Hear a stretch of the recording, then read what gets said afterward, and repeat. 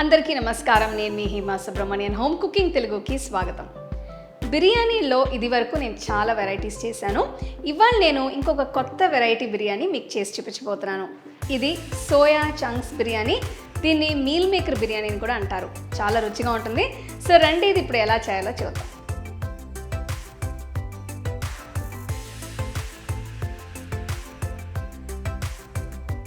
Soya చంక్స్తో ఏ recipe అయినా చేసే ముందు వాటిని ఇలా వేడి నీళ్ళల్లో వేసి ఒక 15-20 నిమిషాలు నానబెట్టాలి.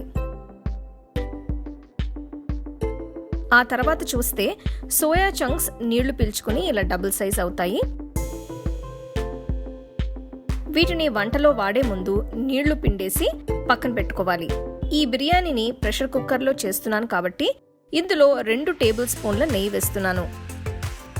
దీనిలో దాల్చిన చెక్క, లవంగలు, బిర్యానీ ఆకు, 3 యాలకులు,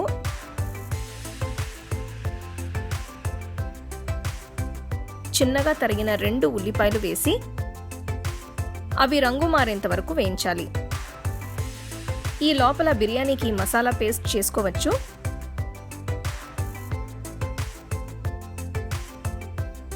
దీనికోసం ఒక మిక్సర్ జార్లో 1.5 టీ స్పూన్ల తరిగిన వెల్లుల్లి, 1.5 టీ స్పూన్ల తరిగిన అల్లం, 3 ఎండుమిరపకాయలు, 1/2 కప్ తురిమిన పచ్చి కొబ్బరి, తరిగిన 3 చిన్న ఉల్లిపాయలు, 1 టీ స్పూన్ ధనియాల పొడి, కొంచెం కొత్తిమీర, కొన్ని పుదీనా ఆకులు వేస్తున్నాను. ఇందులో కొద్దిగా నీళ్లు పోసి దీన్ని మెత్తగా రుబ్బి మసాలా పేస్ట్ తయారు చేయాలి. ఈ పేస్ట్ని కుక్కర్లో వేస్తున్నాను.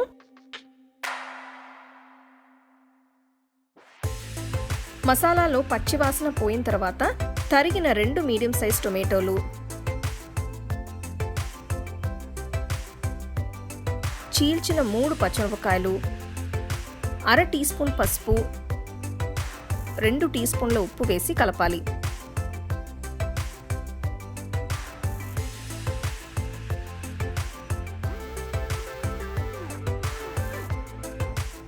మసాలా బాగా వేగిన తర్వాత నానబెట్టిన సోయా చంక్స్ ని వేసి బాగా కలపాలి.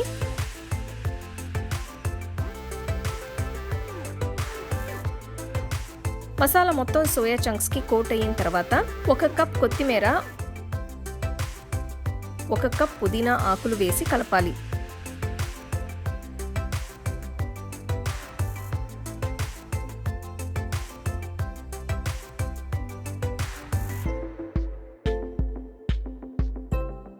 ఇందులో 30 నిమిషాల పాటు నీళ్లలో నానబెట్టిన బాస్మతి బియ్యాన్ని వేస్తున్నాను. నేను 1 కప్ బాస్మతి బియ్యాన్ని ఇందులో వేస్తున్నాను. ఇది 200 ml కప్.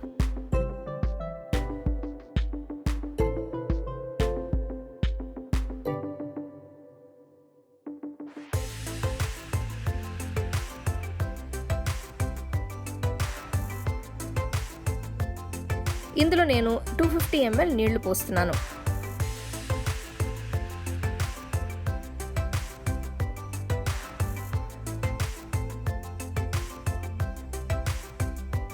ఇదంతా బాగా కలిపిన తర్వాత కుక్కర్కి మూత పెట్టి ఆవిరి రావడం మొదలైన తర్వాత విసిల్ పెట్టాలి.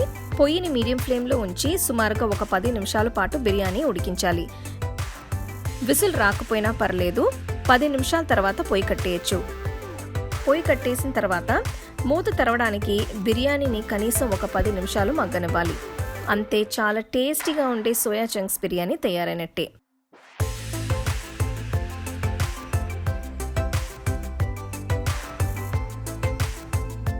చూసారు కదా, ఈ సోయా చంక్స్ బిర్యానీ చూడడానికి ఎంత బాగుందో. ఇది మీరు ఏం కష్టం లేకుండా చాలా ఈజీగా ప్రెషర్ కుక్కర్లో చేసుకోవచ్చు.